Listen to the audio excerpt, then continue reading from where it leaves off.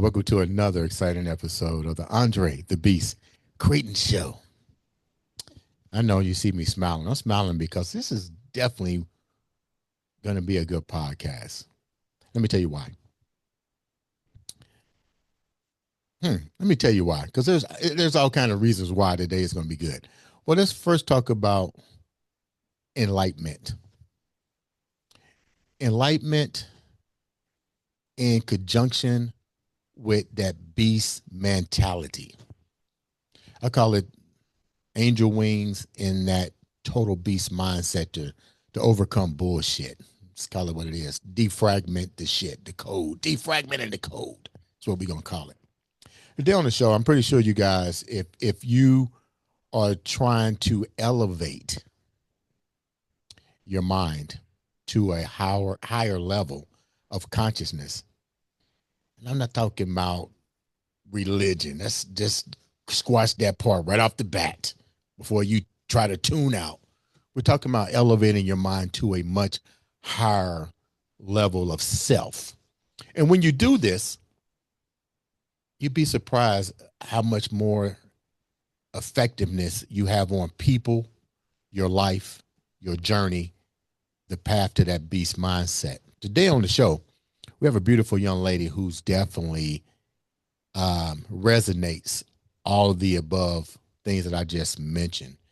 She's all over TikTok. She's all over IG. I'm trying to learn all these new platforms. Blue, yellow, eggs. Every time you turn around, there's a new platform coming up, but she's on it. So let's welcome to the show the one, the only Miss Magnificent herself, Sarah Weber. Welcome to the show, Sarah. The crowd goes wild. Well, after they hear this story, they can't help but to go wild or go home, one of the two. We had a decent conversation for the last 20 minutes before we even actually started to do the show, and I was truly blown away with your level of insight, and insight leading to level of consciousness. But before we get there, tell the viewers a little bit about who you are before we go down that road. Yeah, hi. So nice to be here. I appreciate you having me on. By day, I'm a real estate investor, but my true soul mission is my YouTube channel, which is all about self-mastery and spirituality. My brand is called Spiritual Fitness. And yeah, I'm just all about expanding consciousness, being better, and helping those around you. I think there's no better way to do that than to really explore your own mind, your own consciousness, and learn the deeper, I guess you can call them secrets of the universe. Now you're from Harrisburg, Pennsylvania, Yes. Steeler country, but die hard Cowboy fan. Yeah, love it. Heck yeah, God's team. That's almost that's almost the Bible Belt sort of uh area. What was that like for you growing up? Did you all let me go back. I know Pennsylvania, certain parts of Pennsylvania are Quakers and it's still the Bible Belt, part of the Midwest. What was it like growing up for you, knowing where you at now, um, it, growing up there? So I'm actually originally from Philly. So, very different from where I live now. So where I'm at is maybe like an hour and 45 minutes from there. Hmm. And I do like to call it Pennsyltucky. It's a very different atmosphere out there when it comes to all of that. But I will say I appreciate the slowness of it. I feel like where I'm at right now in life, the hustle and the bustle is a little too much for me. Hmm. And so, yeah, it's been a journey. You know, I grew up Catholic as well, and I've way stepped away from that now, completely out of religion. So that's been a journey in itself. Okay, wait, back up.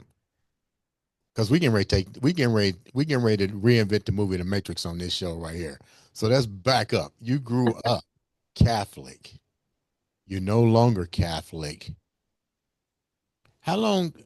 Usually, when people depart from a religious part of their life that's been instilled with them pretty much since birth, something pretty revelation had to have taken place with that. What was that that took place? I know we're going to just move forward because this is probably the universe download that said start right here, and that's take them down the merry-go-round. Why did you leave that? What were some of the things that happened? So I think I was never actually fully bought into it. Even at a young age, I would ask questions, well, if so and so doesn't know about Jesus, how can they go to hell if they don't even know about him? That kind of thing. And there was just something always in my spirit that didn't sit right with it.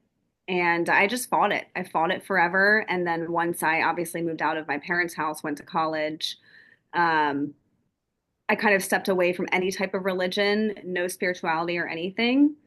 Um, and then what's funny about it is when I began my spiritual awakening about 5 years ago, I actually got pulled back into Christianity for about a year. Now it was different than like, it was just non-denominational Christianity, and it actually did help me grow a little bit. But then I removed myself from it again because I just saw on a deeper level the nonsense of religion in itself. And You mean religious I narcissism? just can't unsee it now. Like I tried to get back to my roots, Mm. but yeah, exactly. It was crazy being there. I was just like, yeah, this is not for me. It's not to say that I don't respect spiritual leaders like, Buddha or Jesus, but I think they have a different mission. I think they had a different mission than what all of these religions claim that they were. Man, that's crazy because the same thing briefly happened to me growing up as a child too, from the South, and Baptist church and so forth. And I was fortunate that when I went on a spiritual journey, I said before I do this, let me study everybody's belief system to the best of my ability, with the best with what I with the people that I got in contact with that knew what they were talking about. So from Islam to Judaism to Jehovah Witnesses, I was going through Mhm. all of them, not condemning them, but I want to know. But what I found out was everybody was still looking for the same thing, and the way Yeah. in which they went by was either questionable, non-questionable, but they was arguing. They was all arguing over things that didn't make any sense. But they all had one mission, was to elevate themselves. So you go back into the non-denominational part. Why did you go back in instead of keep following your intuition on a spiritual journey? Isn't it always a guy? Yeah, I like the The way you uh said the that. guy that I was seeing at the time was the guy that I was seeing at the time was very into the non-denominational church, and I fought it tooth and nail, and he kind of pulled me back into it. I'm very open-minded as a person, so with the new angle, I was like, all right, I'll explore this a little bit. And so it was nice for a little bit, and I felt like I got what I needed out of it. And then I was like, yeah, this is not for me. What part of it, because I know the viewers would be like, what part of it wasn't for you? Because everybody has their own thing, but what was it that wasn't part of you? What were you not feeling? I think that within your spiritual journey, when you feel restriction, I think that that's a problem. And Okay. so we're talking about, expanding your consciousness and raising your vibration. But how can you do that when you have all these blocks and things you're not allowed to do and rules and things you shouldn't say or explore? And so that was really what it was for me. It is so funny because I remember asking the pastors back then and years ago the same thing, and they could never give me an answer that made sense. And I was like, I remember asking one pastor, say, "Doesn't that not make sense to you?" and he got really quiet. I don't want to mention his name because he's well known here in the city, but because he's so well known, especially in the black community, I felt really bad. It made me go, wow, you know somewhat of the truth, but you won't tell the people because you rather keep this in your pocket. Yep. It clearly changed my objective. But back to you. So how were what was the most shocking part of your transformation into enlightenment that happened to you? Because there's always something that they call it that moment that you began to get your downloads. Me and you know what we're talking about. Yeah, it's funny because some people they talk about going through like some sort of traumatic experience, and that's what lifts them off into their spiritual awakening. Or some people just start to get curious and slowly dive into it. It was like I got hit by a truck. Um, so as I mentioned, I'm a real estate investor, and so I buy properties to flip and use rentals and stuff like that. And I was having a preliminary phone conversation with a potential seller that I was looking to possibly buy her house from her. And we're just talking, we're shooting the shit, like we're having a good time on the phone. And I don't remember exactly what we were talking about, but she said, "Are you an empath?" Oh, And I said, "I don't know what that is. I never heard that term before." right. Side note, super funny because I just filmed a YouTube video today on like signs you might be an empath. We'll talk um, about that too. but Yeah, but she explained it to me, and the only way I can describe it is you know when Spider-Man gets bit by the spider Yeah. and it shows that all of his blood and his cells in his body change, and then all of a sudden he has these like powers. Mhm. I felt physically the cells in my body change. Wow.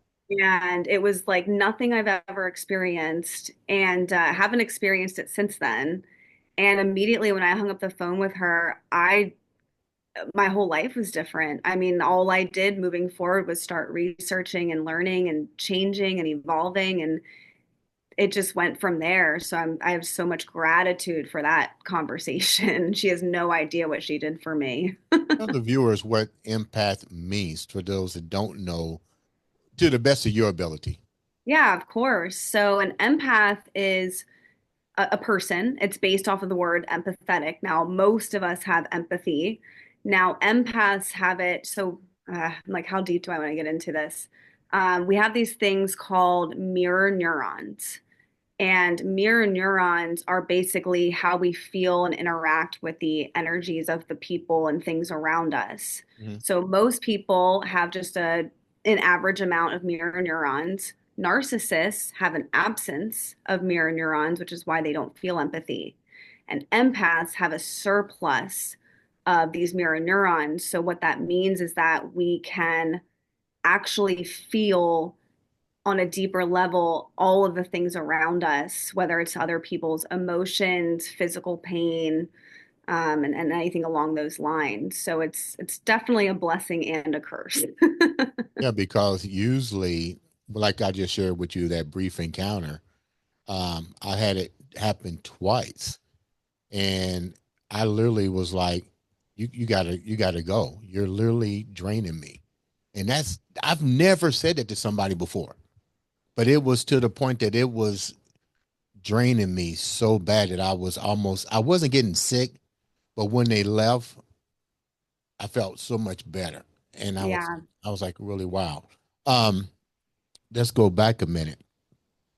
So when your spider senses start to tingle Single. Yeah. a little bit, what were some of the things that you started seeing actually change? Yeah, it's a great question. So the first thing I noticed, which was so wild, again, I had no embarkment into any type of spirituality. I mean, and I was so resistant to Christianity growing up that this was also new to me. All of my senses heightened, like my hearing, my smell, my sight, like everything just like got better. Mhm. It was funny because where I lived at the time, we were right next to a major highway, and people always talked about how they could hear the tractor trailers and stuff driving by, and they were so loud, and I never heard them. Well, that day I went outside, and it was like they were driving right past me, like they were in my ear. And it was I was like, what is going on? And I didn't have anyone in my life that was on a spiritual journey. I didn't even know I was on one at that point. Right. And I'm like, what's going on here? Like, why can I see so clearly? Why can I hear so deeply? And so I'm telling you, the cells in the body definitely like upgraded or something. Most of the times when people go on these, I don't want to say they go on these journeys because that sounds almost Little House on the Prairie type thing. I think when you begin to awaken and when you have these awakening moments of your life, I think then the superpowers kick in to where you start to get, we talked about this, the downloads. Um, you become more clairvoyant, but more importantly, the vibrational frequency of who you attract, the law of attraction really shows its face. Oh yeah. Talk about that a little bit. Yeah, 100%. I mean, so my spiritual journey, like many others, began in 2020. And it was right around this time. So it was right when like COVID and everything. And I know there was a big surge in, spiritual awakenings now that I've done research on it.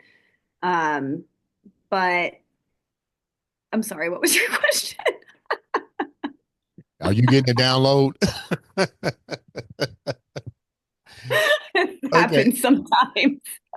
Hey, it happens all the time. So my question was, usually when you get these heightened powers of hearing, foresight, the whole 9 yards, the law of attraction usually manifests itself to where when you start to manifest and um, you start attracting people that are or situations that are in line with your mission, and those that are not, you begin to recognize it, and you just basically say you're in a nice way. We're not in line. And what Right. has a moment like that happened to you, and if so, how did that happen? So two things when I was first like awakening. Now that's why I was bringing all that up because 2020 was such a crazy year for a lot of people in a negative way. It was one of the best years of my life, and I made the most money I ever made, and that was like really crazy. And on top of that, it led me to quit my job, even though I was making the most I'd ever made ever because I just couldn't do it anymore. And the people I was around, right, like they just weren't resonating anymore. And even though I was doing so well for myself, I was 26 at the time financially, I just like my heart and like my soul knew I couldn't be there Mhm. anymore. And so I left and I had no plan and I just knew that I would be able to figure it out. When you said they wasn't in line, they weren't in line with your spiritual journey, or wasn't in line as far as them doing what they're supposed to do in the workforce. I just couldn't be around their energy anymore. It was like a hard stop. I was just like, I can't be in this type of environment. It was a very salesy environment and aggressive and masculine. Mhm. And it was just something I couldn't do anymore. Now, I think the bigger one that I think you'll think this is cool. So I used to have like a decent following on social media, specifically Instagram, and I did all fitness content. So like recipes, workouts, all that kind of stuff. I built it up for about 6 or 7 years. I had like maybe like 70,000-ish followers. Mhm. And this was before TikTok was around and everything like that. And right after my spiritual journey began, someone hacked my page and I lost it. And I never was able to get it back. And I had decided, well, let me rebrand here. And that's when I started onto the spiritual self mastery path. So it changed my entire like trajectory of my own personal branding. And it happened right around the same time. How does that make you feel? The universe is crazy, ain't it?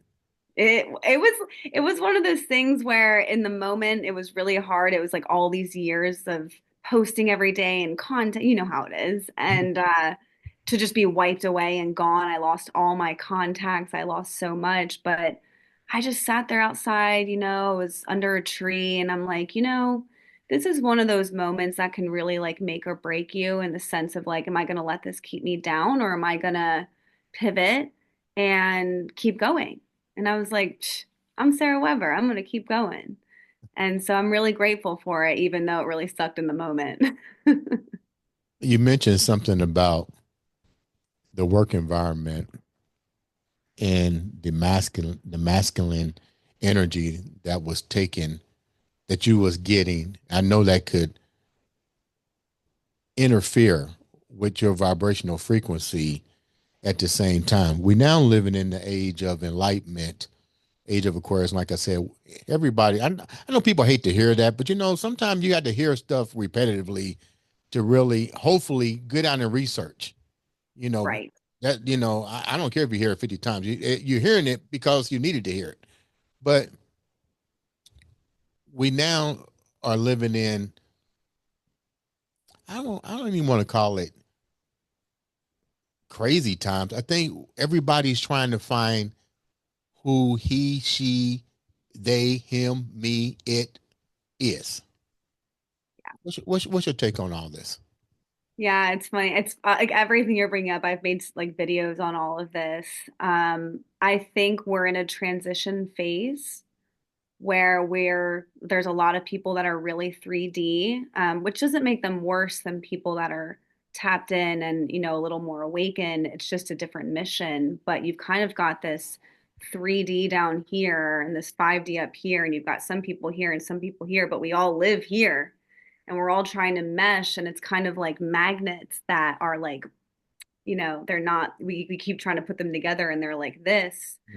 Mhm. So I think that's why it feels so chaotic right now. And it's funny because so many people are scared and worried and concerned about everything that's going on, not even only in our country, but in the world. Whereas I look at it and I think, wow, just wait until we get to the other side of this. It's all happening for a reason. I do believe that. And also, when you talk about reincarnation and choosing when to reincarnate on earth, we all, in our own way, wanted to be here, to be a part of this change and to witness it. So the way I look at it is instead of being worried and concerned, lean into it and figure out why you wanted to be here at this time to witness it. It is so funny that you said that because a lot of people don't understand it. A lot of people might call it blasphemy and all kind of things, but you're 100% right. We all wrote our contracts. We all wrote the plays. We all put people in the positions to be in, whether they be good, bad, or indifferent. We wrote our own scripts on the Right. beginning and the end, period. I tell people, they say, well, what do you call what you're doing, Dress? I say call it breadcrumbs. It's like, what's breadcrumbs? I'm sending messages to myself in the other dimension. I love that. I said it's kind of like what that Doris lady did, the one that can go back in futures and all that kind of stuff, where she was talking to Nostradamus Hmm. and stuff, and she said, "I got his phone number." People looked at her like she's crazy. Well, how is she crazy? Because we exist in different planes. I mean, they show you that shit on television, on the movies. Did you not watch Loki, where they showed the timelines and Morpheus went back and saw himself, but he kept having the epiphany. He said, "I keep thinking about what do you say? A jet ski." He said, "I keep thinking about a jet ski," and then Loki takes him back and he goes, "Holy shit, that's me." I tell people, I just send out breadcrumbs to myself. You know what I mean? Kind of like, okay, this is me now. Where am I at? Me, George Jetson type thing. But What's your take on I know you've studied it or researched it to some degree, the theory of timelines in third dimension, fourth dimension, fifth dimensions, all that kind of stuff. Yeah, I'll tell you what, as Look, you're much just smiling. You're happy now. well, it's because it's one of the one things that's really hard for me to grasp intellectually. And Right. I think part of that is because I don't know that humans are meant to fully understand it. Hmm. Because we're so conditioned to be on this on a a linear timeline, right? Right. Right. And so when we think about all these layers of timelines and infinite timelines and 3D and 4D and 5D and all this stuff, it's not something that I have fully grasped yet. And I don't know if that day will ever come. I can see you're trying to get a download. I'm looking at your eyeballs. Yeah. I'm like, come on. Yeah. So the timeline thing, I really only understand on an intellectual level. Yeah. It's really difficult for me to understand that even when I go into like some deep meditations and I work with my dreams a lot and stuff like that, like lucid dreaming and stuff. It's still, and that's a whole aspect of it too, is when we, when we're dreaming and how that's its own timeline and that's our subconscious. And there's just so much to it that I don't know that I can really give you an answer. We just interviewed. We was fortunate and blessed to have Ethan Frice on the show. Young guy, 25 years old, invented a device about dreaming while you throughout the day and the manifestation that happens with this. It's some device. I have to you to watch. We have to watch the show, but it's just amazing how the universe works because he's came on our show to showcase it. And I was like, man, it was so funny because I was literally just at my desk and I was thinking to myself, every time we think about something, we're manifesting, even while we're, just sitting here like right now, whatever I'm thinking about. Well, that's this kid at 25 years old has created a device that can actually help you understand this process and how it works. So my question goes back to you. Let's go back to manifestation. Like what's your take on that and your theory behind manifestation? How has what you've learned in practice, how has it helped you? Oh my gosh. It helped me since we've been filming this today, actually, because your screen was getting blurry here for me. And I was like getting a little worried that it was going to cut out. And I just decided it wasn't and that it was going to clear up and be fine. And like that all happened within a second, 2 seconds. Really? Yeah, and it's been fine ever since. So Okay, let me send you another message. Millions of dollars, millions of dollars. I'm a big, big believer in manifestation. Um, now, I think there's a lot of misconceptions with it. I think it's a lot simpler than a lot of these like spiritual teachers make it out to be, What do you in the mean by sense that? that all it is being aware, being mindful, and deciding what your thoughts and feelings are. Hmm. And that's it. So, like all these techniques and strategies and things that people teach, I think what they misconstrue is that that technique is what's going to bring you the manifestation.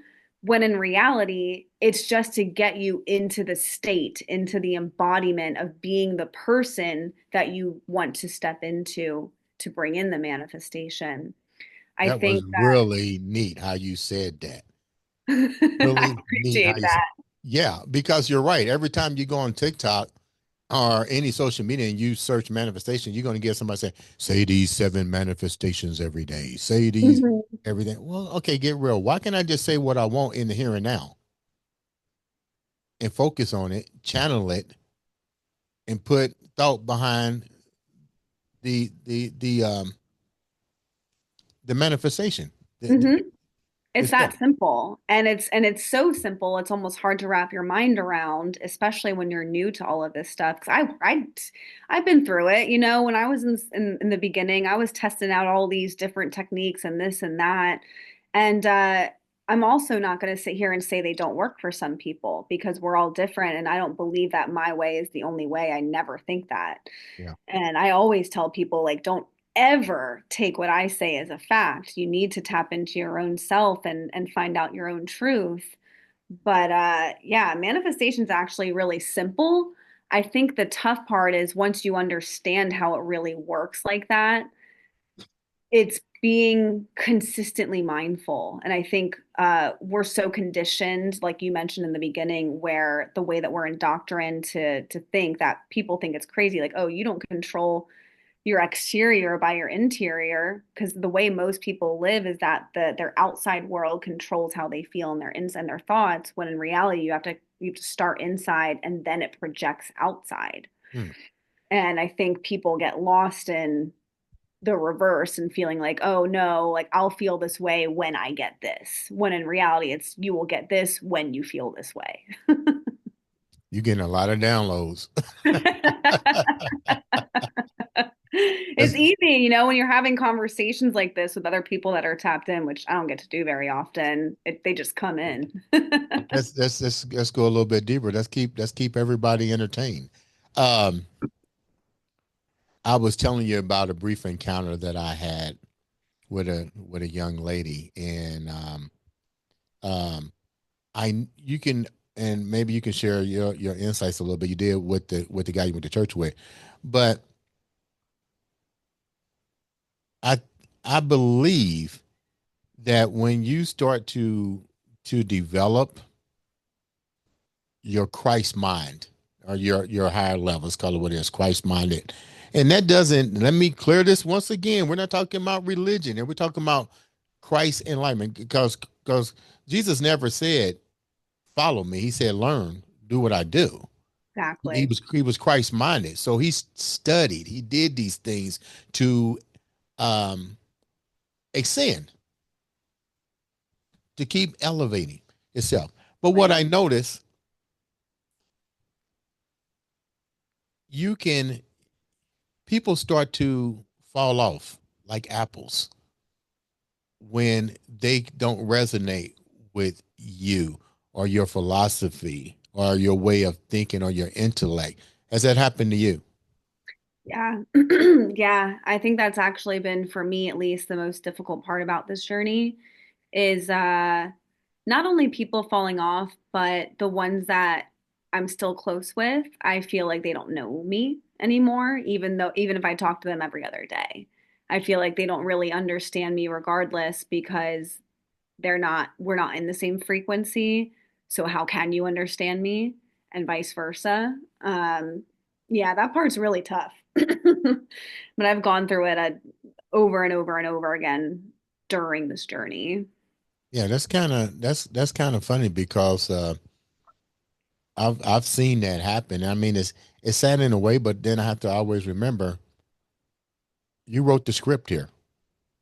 You wrote the script, and everybody, many are called and few are chosen. And what I mean by that is, everybody gets the calling. I mean, we have free will, but are you ready to receive the gift of yourself, the gift of the download, the gift of empowerment? Your sales changed. You became Spider-Man part two.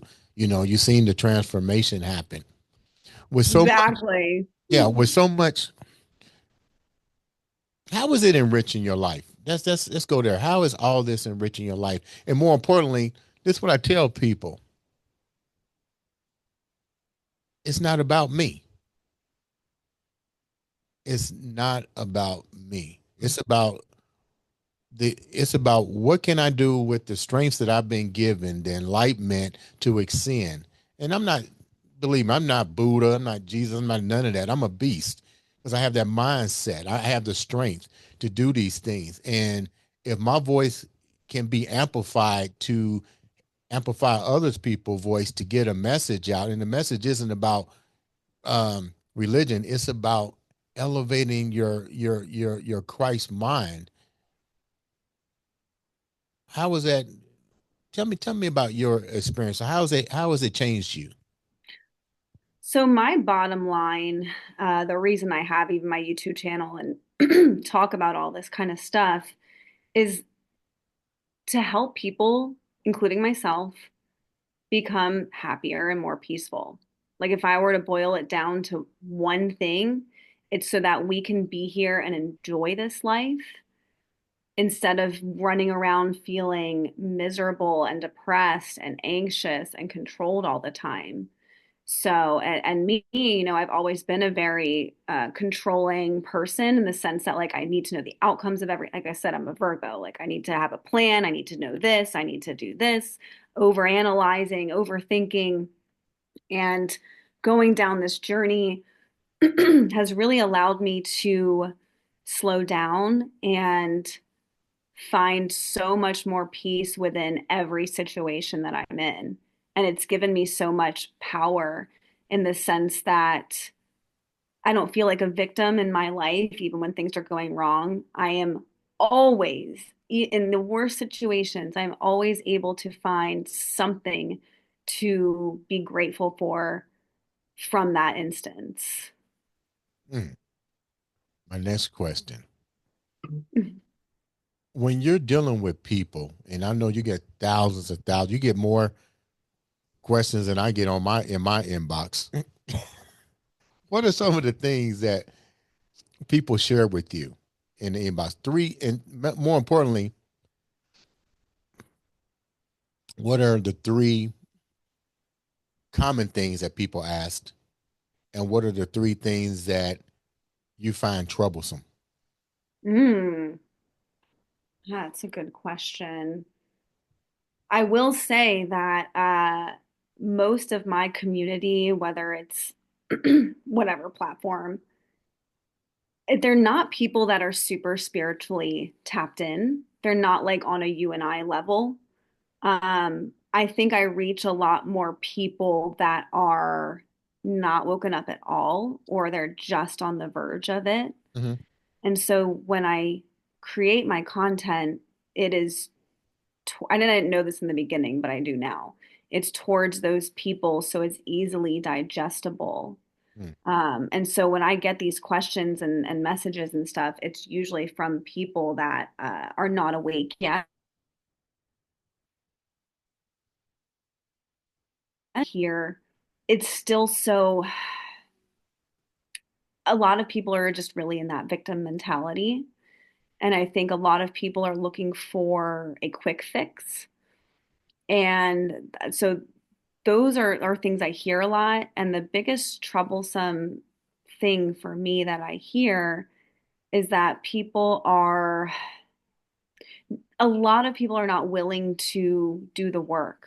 A big thing that I always say is to lean into your triggers, and that triggers are a good thing, Mm-hmm. and not to run from them. Because, like, for me at this point in my journey, like, I actually like when I get triggered because it shows me something about myself that can be healed or worked on, that I can improve. Something's there that I can shift to make my life better.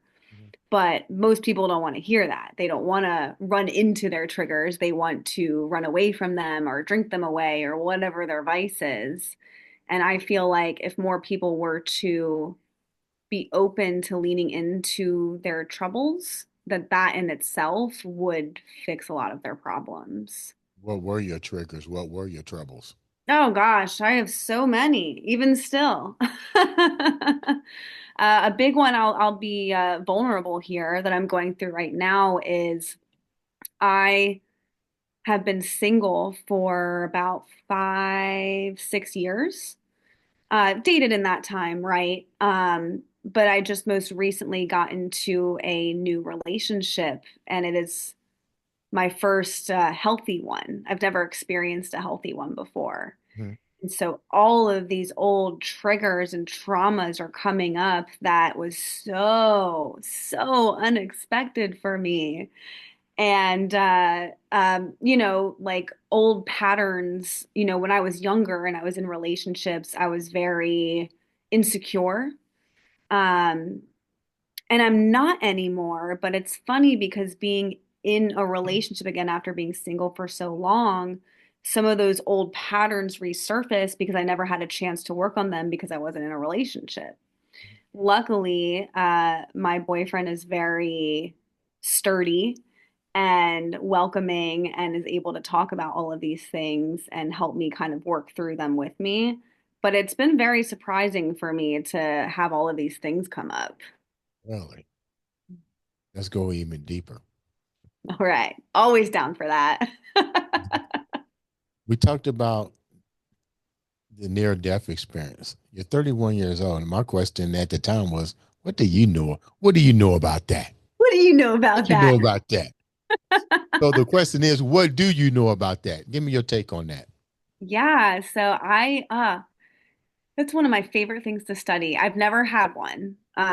There was always like a part of me that was like, kind of wish I did, but I don't, it's lessons written in there for me. I'm envious of the experience that near-death experiencers have. But what's interesting is they all come to the same conclusion, even those that are scientists or atheists or whatever. And that is that there is this beautiful, incredible afterlife that everyone goes to. Doesn't matter how good or bad you are, those labels, right? On this human life. And specifically, I've looked a lot into, are you familiar with Dolores Cannon? That's the lady I was talking about. Remember, I was telling you that she was talking to Nostradamus? Yeah. That's the lady I was talking about. Yeah. That's so funny. I'm a big fan of her work and her doing all like the past life regressions and stuff like that. Yeah. And she wrote this book. It's probably my favorite book. It's called I You want to say probably read it. Life After Death, maybe. I think that's what it's called.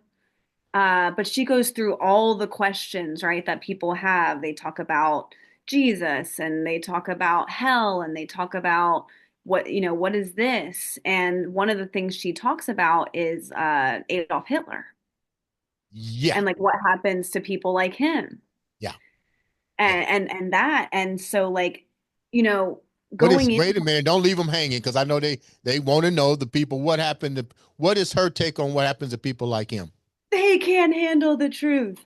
No, people like him, it was just a big life lesson. It's a lot of karma that he accumulated while he was here, and it's hard to digest this type of information where, as a soul, when we go back into that realm, uh, he's not punished for it. He might punish himself, like his soul might punish himself for getting so off track Right. when he was reincarnated here. But yeah, he's not like burned in hell or anything like that. Hmm. As terrible as a person, I'm not sitting here being like, oh, he's fine. Like, no, he was a terrible human being. I think we can all agree. Yeah. But the But whole souls point, don't like to do, souls do not like to harm other souls. And people need to understand there's a big difference between being a soul energy. Let me use another word so people understand.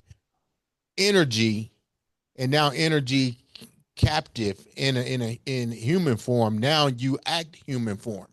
You act as if you're dealing with both energies. You're dealing with good energy, you're dealing with bad energy. But theoretically, you don't have that. But to go back to what you were saying, um, the near death experience, we had Virginia Drake on. Was sharing you her story. you have to send me that one. I'd love to check it out. I love that stuff. Fabulous, fabulous woman. I mean, like I said, the universe is truly magnificent, and even bringing people that are have that enlightenment mind to help me, you know. But one thing that we did talk about, I'm gonna let you finish on your experience on the near death thing, what you think about it. But she, I told her, I said, this is one thing that I've picked up with everybody, like you just said. They all come back with one key message, another key message: love. Every single one. Every single one. It's kind of like you didn't know that from the beginning. They come back with, they say it's all about love. I gotta love. So I shared with Virginia. I said that has to be the most powerful. That has to be the way to eternal bliss is unconditional love with forgiveness. So to go back to the Adolf Hitler thing, nobody's justifying what he did while he was in human form. That's history. He had to deal with whatever that shit was. But the bottom line is when people have these near death things and come back, they see the good and the bad and ugly, but they always come back and say, but it was all about love. I came back and I loved. I got to give love. I got to forgive. Right. And And I'm not like, only like forgiving others, but forgiving ourselves, yeah. and yeah, it's such a beautiful thing. And the No, biggest you, done no, for you got to me. watch the Shack, right? Yeah, yeah, I do. I know you told me I need to do that. I will do that. You have my word. Next time That's, we talk, I will watch it. I will have watched. that is a prime example. If somebody's confused about what we're talking about, if somebody's confused about what we're talking about as it that related to the evil part of the Adolf Hitler thing, there's a part of that movie, The Shack, Paul Young's book turned into a movie that he was forced to make a judgment. Yeah. And I was like, wow, that is some, even though that hatred was there for what had happened. I'm not going to tell the movie because people need to watch it. But I was like, that's some fucked up shit to be put in that situation. Now you have to judge what happens to that person. Mm, yeah. Wouldn't want to be me. Yeah, yeah. Because you have to, like you just said, he had to put everything aside and they asked him a question and said, well, what would you do if it was your kid? Right. A whole different ball game. Forcing him Exactly. to do exactly what you said. Sometimes it's hard to sometimes we don't want to forgive people because of hurt, but sometimes that can be the best medicine for growth. Right. Wow, was that a download? That was pretty good. That was a good one. Was that a download? Okay. So They're let's the go best. back. So what's your continuing thought on the near death thing? I didn't mean to cut you off on that. No, no, you're totally fine. Yeah, my bottom line is, and what it did for my life is that it made me completely fearless of death. I have no fear of it at all because of the research I've done. And what that allows me to do in my living life is really enjoy it because I don't have to be scared of, oh, well, this is all going to be over one day, especially those that when they're getting into their senior years. I always say like those are the people that should be studying these near death experiences because you don't have to live a life of sadness and regret and, well, why didn't I do this and why did I do this? Because there's so much more waiting for us on the other side. And so, yeah, it's completely wiped me free of any fear. I mean, I would be sad for like the people I love and my cats and like this one and stuff, but like I personally like don't care when I go. Like my time is my time and like looking forward to the next chapter, but also not in a rush to get there. It's funny because Dolores talks about that. She said it's selfish. She said, yeah, we grieve back here, but it's really selfish because they've completed their mission here. They're going to a whole new, another realm. They're cool. What she said, they're cool. Yeah, they're always good. They're always like, let them know I'm fine. I'm way better here. I'm not sick anymore. I'm not depressed anymore. I don't feel like terrible, like with my body. They just feel great. And so it's like, why fear that? Especially knowing that you're going to be reunited with all of the people that you love on the earth anyway. Yeah. So, like, who cares? See you in a little bit. Now, she did say something. We're going to stick with Virginia. I'm not Virginia. We're going to stick with, she must be talking about me. Virginia Drake must be talking about me. We're going to talk about something else that Dolores said too. When she talked, I'm going to get your theory on this because you've been studying this. You don't always have to come back through the light.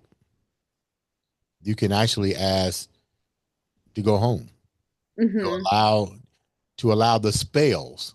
the tongue, the spells, to open up other timelines or other portals. Right. What's your take on that? You know, I'm drilling you today. I love it. I never get a chance to really talk about this stuff with like another human. So it's nice.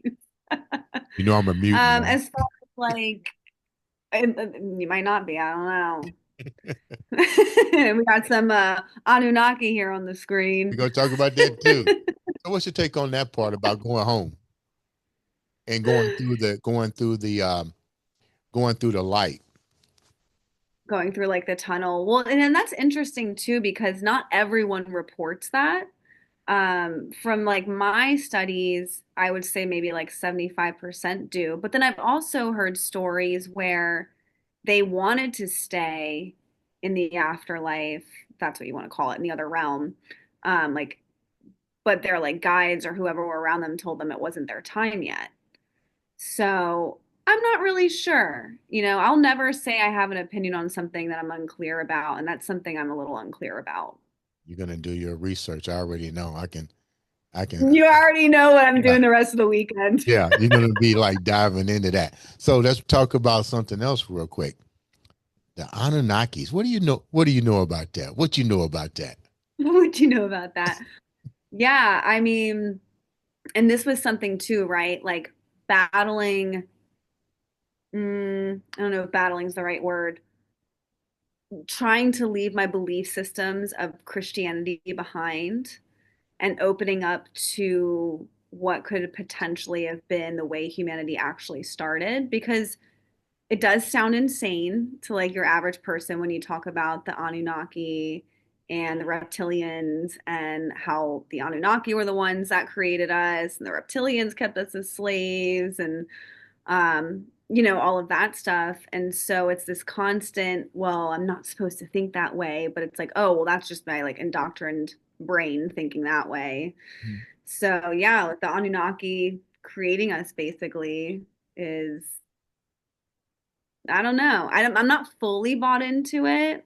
I think like I'm like 90% there, but there's still a part of me, and I think it's probably like my Christian background that's like it's dangerous to think that way. Well, it's funny that you said that because that's what happened to Billy Carson.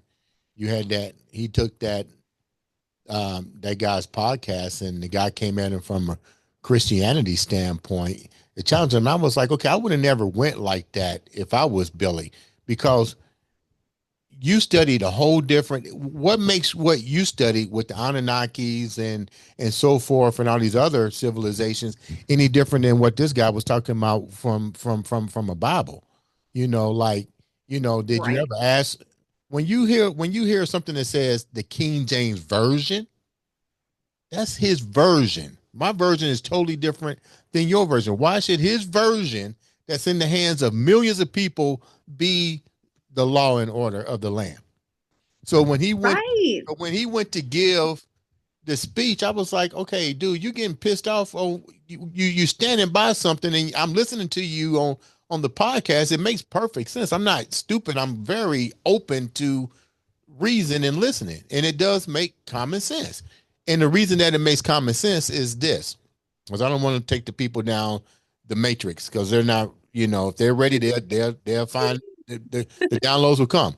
But the reason I said is the simple fact is this: when you have the university, the Library of Alexandria, where Jesus and all the disciples and all these other people went to learn the healings and the mystic powers and so forth, or whatever the universe had. When you talk about, we talked about this Atlantis, the city of Atlantis. When we talked about the centurions, the Minotaur, all these things that we consider Greek mythology that actually took place during the time of Atlantis, when they was doing Yeah. genetic research, when they had time portals. And people go, oh, that don't make no sense. Dude, why do you think they got Stargate 956 on television? Why do you think they got They're Here Among Us and you had to put on the special glasses to read the encoded things? They were Right. reptilians. Why do you think Saturday Night Live did a skit with the different people? Because you got to find a way to take different civilizations or different creations and put them together, and hopefully that they coexist. So, with that said, you can't rule out topics such as the Anunnaki, such as the reptilians, because it goes far deeper. Let's talk about the Australian. I can't never pronounce the last name. Civilization, the Dogons. They've been around for years. Tell Yeah. a story that may sound ludicrous, but they kept that story alive. You know why? Because behind stories, there's some myth, there's some truth behind it. Stories don't just come out of nowhere. They have to Exactly. come from somewhere. Especially when I'm going in caves and you're seeing this shit here. I'm pretty sure you watched my favorite picture. Let's talk about this real quick. Let's talk about my favorite picture. Ancient aliens. No, I haven't. Wow. Okay, you're 31 years old and you're doing all this stuff on social media. And you haven't watched Ancient Aliens? Oh my God. There can't there cannot be a better series of what is going on in this world than that. If that thing I gotta doesn't write this down. if that whoever wrote that whole uh uh um thing is a brilliant it's brilliant because it challenged your mind from Easter Island to the cargo cult. I mean, it goes on and on Mm. to the gods. I wrote it down. I'm gonna have to dive in and get back to you on that. You got your theories on the Galactic Federation. What do you know about that? That's gonna be my new thing for you today. I What you know think the about that? GFL. What you know about that? What do you know about that? Yeah, the GFL is awesome. Now I don't have any direct contact. Like I'm not at this time anyway, I'm not a remote viewer or anything like that. But with the research that I've done, um, there's a woman out there. Her name is, what is her name? April Elizabeth. Have you heard of her? Your name sounds familiar. She's the one that they put the death threats on because she was exposing the Federation or something. If I'm not mistaken. Yeah. Yeah, I know. I know. Yeah. So she's mine. And I'm a big follower of hers, and she does a lot of the remote viewing, and she's very connected to the GFL. And especially with everything that's been going on the last, what, like 6 months with all of these things in the sky. My theory on that is mixed. Like when I go into deep meditations, part of me feels like it's the government, and then part of me feels like they are extraterrestrials. So my conclusion is that it's a mix of both. But then if you get into like alien abductions and everything like that, and the trading that goes on within the world governments and the GFL, now that's some crazy stuff. Yeah, but I mean, this goes way back into this goes way back. This goes when you're talking aliens or whatever you might want to call it, extraterrestrials. This goes all the way back past our founding forefathers. Oh, yeah, absolutely. I mean, you're talking about the entire universe and keeping everything in order Yeah. from all the different like galaxies and planets and star systems and everything like that. And you've got all the different species. I don't even know probably most of them, but you've got like the You got the Lyrans, you got the Sirius. Sasquatch. Remember, we Yeah. had the Sasquatch of Michigan guys on, and like where did they come from? Oh, what about this thing that happened at that Miami mall this time last year? Do you remember that? Yeah, it's kind of strange, isn't it? That whole thing, that's really what sparked my interest the most. Shapeshifters. Yeah, and how like the media completely squashed everything online, covered it up, took people's phones, wiped them, like, and no one was questioning it. I'm like, what is going on here? Like, it's that easy to sway like no one cares enough to be like, hey, what were these 12-foot beings that were in the mall that like the news isn't reporting on? And and that's where I it, feel like the difference is between people that are tapped in and not, because the majority of people are not. And I'm like, how do you not care? Like, how are you not fascinated by this? I think because the government tried to do this in the 70s with television, but it was some things are before its time. And you know as you know as well as anybody right now, there's a time and place for everything to surface.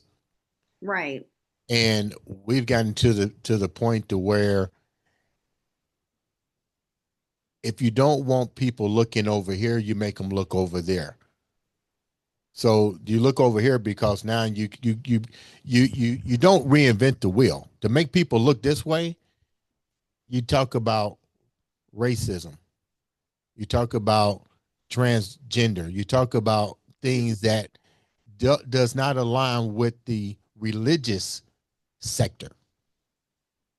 It's right, called deflect or divide and conquer. Keep them over here. We'll fix it. Oh, that was a glitch in the matrix. Deja vu. That wasn't here. But right. you That got never 1,000 people happened. that saw it. But no, it wasn't here. But go back over here and you stay there. So it's not that people probably don't care. People care about what they want to care about, and Right, people may focus on insignificant things, which is divide and conquer, and to create conflict with amongst our own species. Because right. the big thing you have to ask yourself, and I ask you this before we wrap up: how do we know we're not the aliens? We talked about the Oh, Anunnakis, and I've been down we that was route. So we are like my opinion. we was created in their images. That's what it clearly says. If you want to go to that book you read, we was created in their images to be like gods. Right. How do you know we're not the aliens? Well, not only that, but if you go back to like the like Anunnaki and reptilian history and all of that, I mean, we probably have their DNA in us as well. So it's like we probably do have pieces of different extraterrestrial DNA. And it's funny because I don't know if you've ever researched like dormant DNA and how even scientists say Oh, like you call it's it junk. They call it junk DNA. yeah, like what do you mean? Like what do you mean junk DNA? Yeah. It's freaking alien DNA. I just had this conversation with somebody. I shared that with you, and we was talking about the word amen. I said I don't use that word, and the person said why? I said because I know its origin, and they was like, what do you mean origin? And I can tell right off the bat that they were going to fin a religious part of that than to really dive deep. So I ended it by saying this: you like Chat GTP? And they go, yeah. Use it, yeah. I said, why don't you really program? I said, do like this. Awake your Chat GTP. They said, what do you mean awaken? I said, don't just ask it basic questions. Put the right questions in there and awaken it. Give it a name. Hey, if it's instead of calling Chat GPT, do it like Siri. Siri, blah, blah, blah. And ask it adult questions and watch where the rabbit hole goes. Hmm. They got Rabbit holes are the best. they got pissed. I say, this is the thing with what I tell people. It may not be for everybody because some people don't have some people are not critical thinkers. They think from a fear-based mindset. No matter what you say, they're going to challenge it for fear. Fear is what keeps you hell bound. Let's call it what it is. Thanks for the download. Fear keeps you hell bound. Right, But enlightenment is the ability to think outside of a fear-based factor. Go down the rabbit hole. What's it going to do? You can't harm you. You're going to live and you're going to die. Those are the only two right, choices that right. you got. So I'd rather live and find out all the rabbit hole punches to see how to navigate them than to go, well, I'm too afraid to do this because the church said I'll be condemned. Exactly. Like when they say, I say, okay, well, have me answer this question. If the church is going to condemn me, then what do I need to be forgiven? I'm like, I should be able to study whatever I want. I should be able to ask questions. Why should there be a good, bad, and the ugly here if I'm Exactly. trying to elevate? Exactly. And that's why For religion, organized religion is bullshit. I like the way you said that, but was that another download? That's just a fact. Before we wrap up, first of all, Sarah, thank you so much for taking the time to come on the show. Definitely let have you come back. We can talk for hours. Yeah, we definitely could. Okay, you got a new relationship. Congratulations. How does he take all of this new information? It's so funny. He's not a like very spiritually inclined person. He's very grounded and like earthly. Yeah, Um, and it's funny because I never thought I would be with someone like that, being so deep into all of this. But he's so curious. This is what I mentioned, I think, before we started filming. He's so curious and wants to know why I think these things. And like he finds it like fascinating, even if he himself doesn't go down the rabbit holes. yeah. So I feel very seen and accepted, even though we're a little different in that sense. So it's a nice balance because he keeps me a little like grounded when I want to fly away. I don't think it's time to give him the blue pill yet. Yeah, that's true. That's true. Sir, how can the viewers reach out to you, know more about you, follow you on your social medias? Yeah, I am Sarah Weber Limitless on everything. That's my big thing is that we should always aim to be limitlessly ourselves with no rules and no holding back.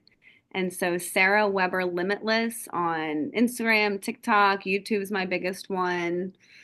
And yeah, come find me there. We have a good time. Thank you so much for taking time out to come on the show. Ladies and gentlemen, this has been another exciting episode of the Andre the Beast Crayton show.